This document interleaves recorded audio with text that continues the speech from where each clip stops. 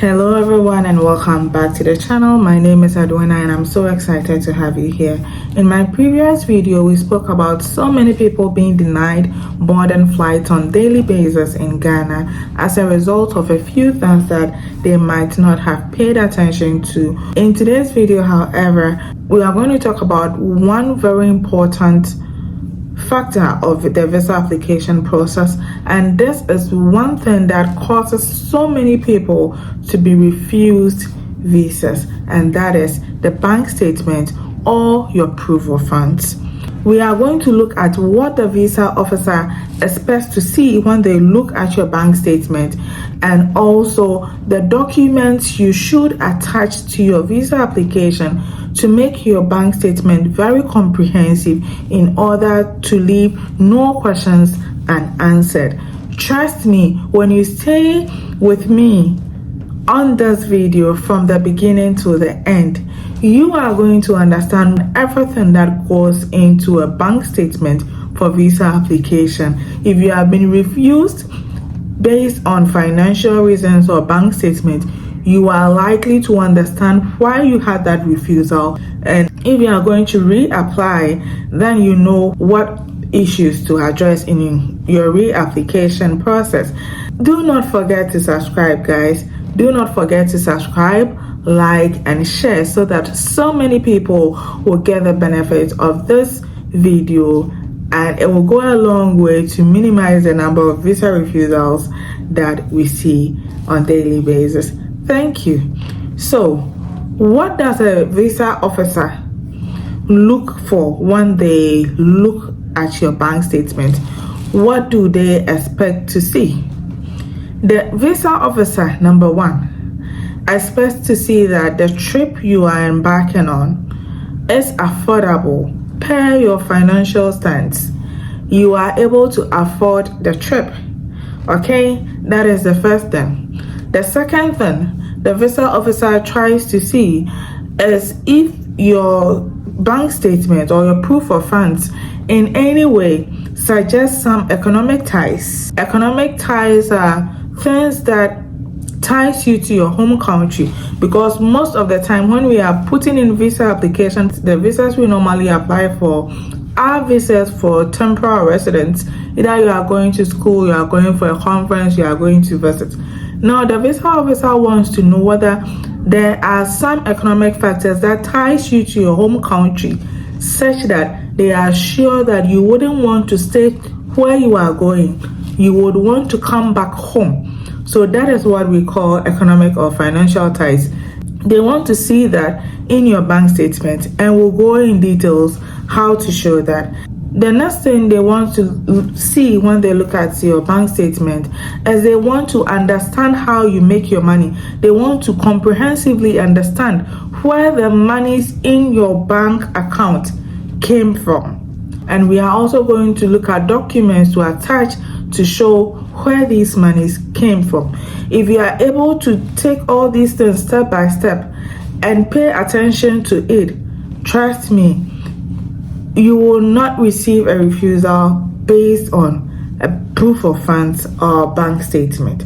Okay, so let's look at the first one, which is the affordability. When it comes to affordability, we are going to look at it in two ways.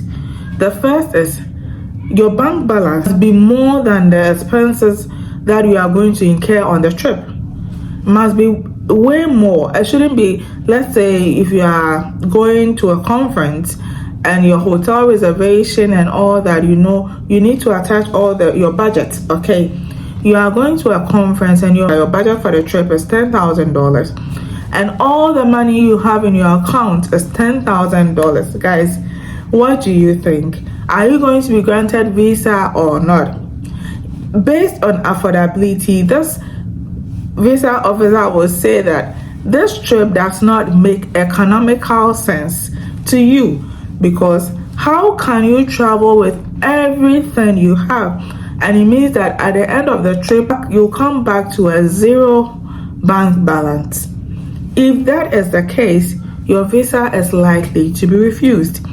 If your budget is around $10,000, it would be prudent to have like double it, because after your travel, life goes on. Or at least if you have about 15,000 in you as your bank balance, then it shows that yes, you can still go on this trip and come back and continue living your life.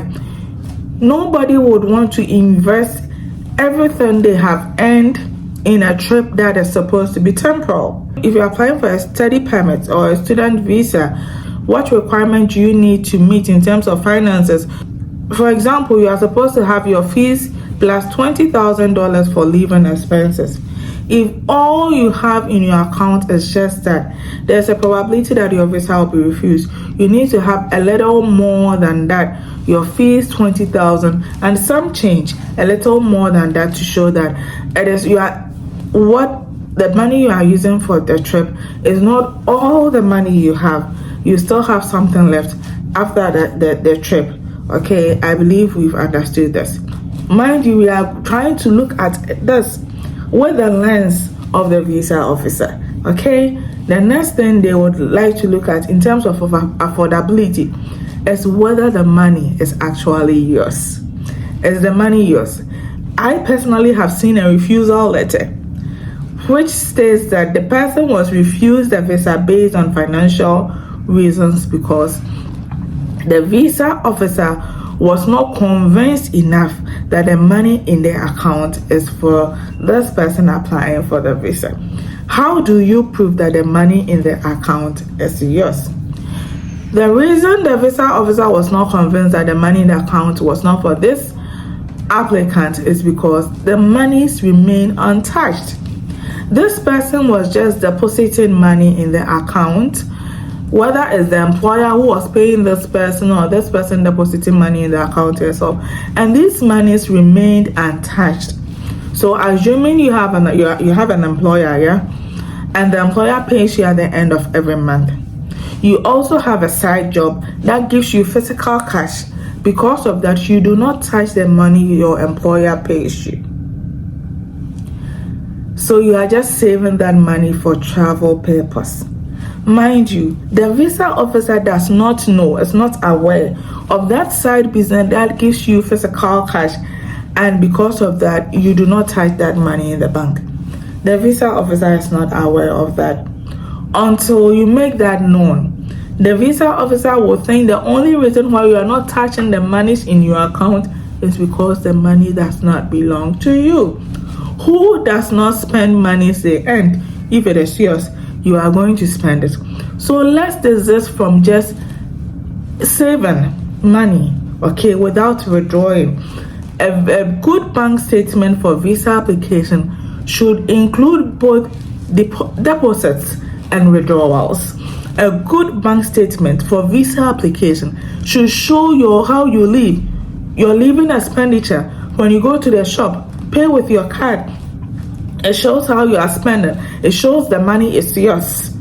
It shows you have ownership of the money you are presenting for the visa application. Don't make that mistake. I was almost a victim of this, guys, when we were planning for the visa application, to put in our visa application. I was not withdrawing money from my account. I just wanted to save money. For this purpose. I had some monies on the side that I was leaving with, so I didn't need to withdraw this money. But when I came to realize that was a big red flag, I had to put my visa application on hold and do the whole bank statement thing again. Guys, let's take note of this. The visa officer does not know what you are doing on the side. They do not know. So let your bank statement leave no questions unanswered. If it's your money, withdraw, deposit, spend, okay, cash in, cash out, the cash flow. They want to see the cash flow. What comes in, what goes out, what comes in, what goes out. That is the cash flow. They want to see that to show that the money is actually yours. I hope this is well understood. Anybody watching this video is going to be refused based on this reason. So aside the deposits without withdrawals, the other thing is last minute lump sum deposits. So you are printing your statement for the visa application, in next week, in a week's time, and today you go and make a huge deposit, a lump sum deposit. Let's say your bank balance is expected to be around $30,000. All this while you had just about a balance of $5,000, and then you go and deposit $25,000, bam, last minute, and you use that to apply for visa. Where did you get this money from? Where did you get this money from? If you do that, I am not saying it's entirely wrong to do that, but if you do that, also answer the question, where did you get this money from? Answer the question. If you sold an asset, attach the documents that says you sold an asset to raise this money. If this money was a gift, attach something that shows you this money was a gift. If you leave this unanswered, the visa officer wouldn't know. It might just be that you took money from someone just for the purpose of the visa application, and that money is not your money, so they cannot give you a visa based on that. The next thing is economic ties. Ties. So when we talk about ties in visa application, it is anything that ties you to your home country. Anything that tie, as in you are tying something. Anything that ties you to your home country, because as I said from the beginning, most visa applications are temporary visa applications. You are going and you are expected to come back. What really shows that you are going to come back? What do you have going on at home? Are you gainfully employed? So your bank statement can show you are gainfully employed. When they see that some money is coming in from an employer, then the visa officer would know that you have that economic ties. What if you own your own business? If there are monies coming in, business transactions coming in per the narration, and you also attach a business certificate to show that you own your own business, then the visa officer would know that economically something ties you to your home country. And for this purpose, if you are given a visa, you are likely to come back home. Now, if you are employed, if you have an employer, you should add your letter of appointment, your appointment letter, or your letter of employment to show. You should also add your pay stubs or your pay slips to show. And mind you, the figures on your bank account should not conflict with the figures on your pay stub. They should say the same thing. If at the end of every month $2,000 is coming in from your employer, your pay stub should also communicate the same $2,000 that is coming in from the same employer every month. You should also add a letter from your employer that shows that the employer is aware that you are embarking on such a journey. You are traveling for the conference. Perhaps even the employer is sponsoring some part of the conference. You should add a letter that says all that, and that gives you that strong economic ties, and the visa officer knows that this person is likely to come back after the duration they have stated. Guys, if you are getting any value from this video, please do well to drop a comment down below. Let me know what you are really understanding well, and also do not forget to subscribe for more valuable content. The last thing I would want us to discuss before we bring this video to an end is that your bank statement should leave no questions unanswered. Your bank statement should leave no doubts, no ambiguity, no questions unanswered. What do I mean by this? Recently, there was an issue where a guy who was coming to school in Canada was refused a visa based on financial reasons, and he didn't understand at all. Why? Because he had way more than the required amount as his bank balance. He had way more than the required amount as his bank balance. He did not understand why he should be refused on financial reasons. Guys, This is the reason. You show your letter of appointment that shows that this person, Edwina, was employed, let's say on 1st January 2022, and the amount of money Edwina will be paid monthly is, say, $2,000. Okay, so you show a bank statement, and then that bank statement shows your $2,000 regular coming in from your employer. However, some other monies came in from 2022 to 2025. It means that you have worked for 3 years.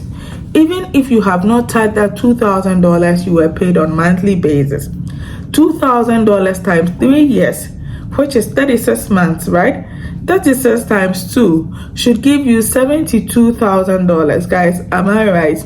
$72,000. So if you're applying for a visa and you have a bank balance of $200,000, you should not just think that because I have way more than the required amount, the visa is going to be approved.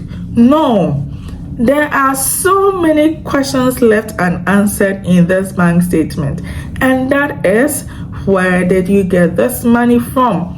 Because from your appointment date, from the date of employment to the time you are applying for the visa, even if you had never touched any amount you earn from your employer, all what you would have accrued is $72,000. That is all what you would have accrued if you had never even touched a dollar of the money you have been paid. And is that even possible? Well, that will be possible if you have another source of income. So it means that perhaps you have another source of income which you did not disclose.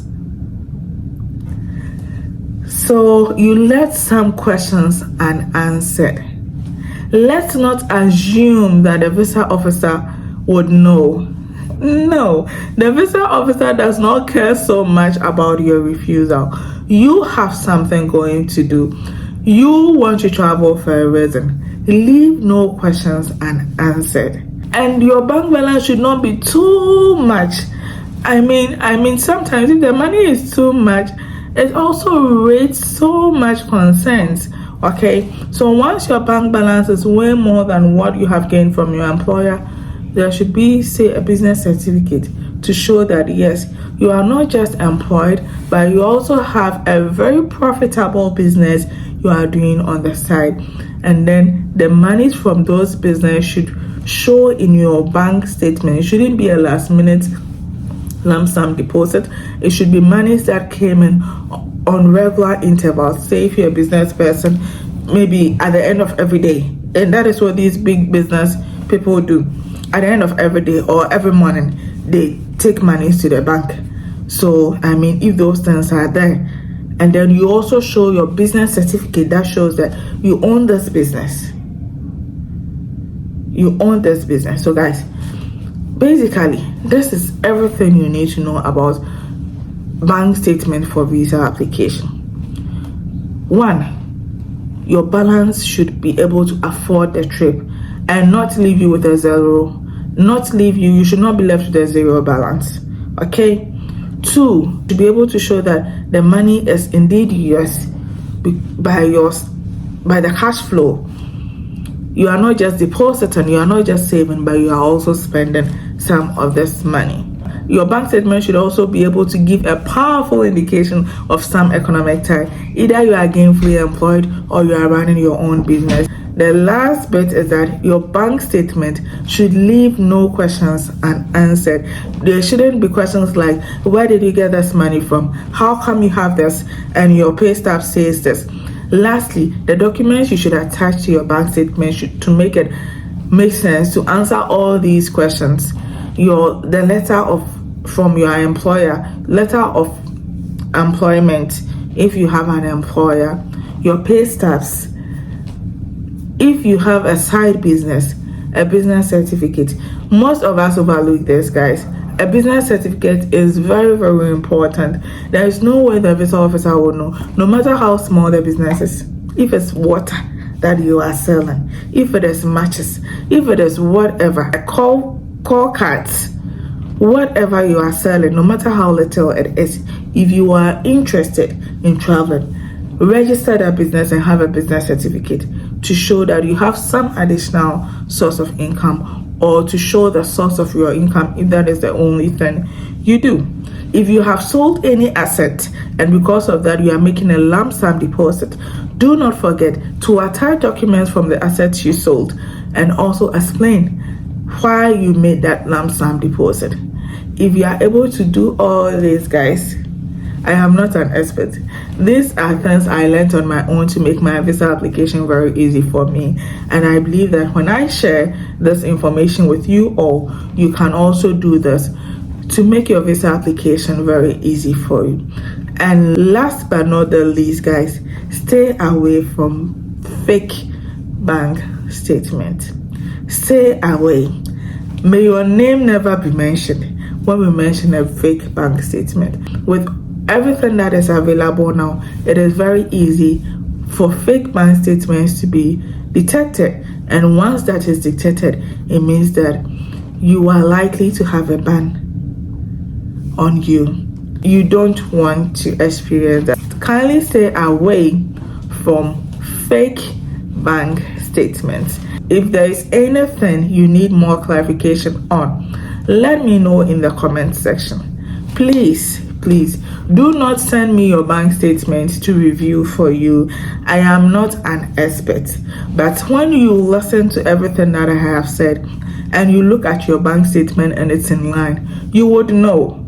Okay, don't send me your bank statement to review for you. I may not be able to do that very well, but take everything I have said in consideration and see if you have done that. If you have not done that, give yourself time, 3 months, 6 months, do it all over again like I did in my case, and then before you put in your application. If you have gotten value in this video, do not forget to subscribe, like, and share. Thank you so much for staying with me from the beginning to the end, and see you in my next video.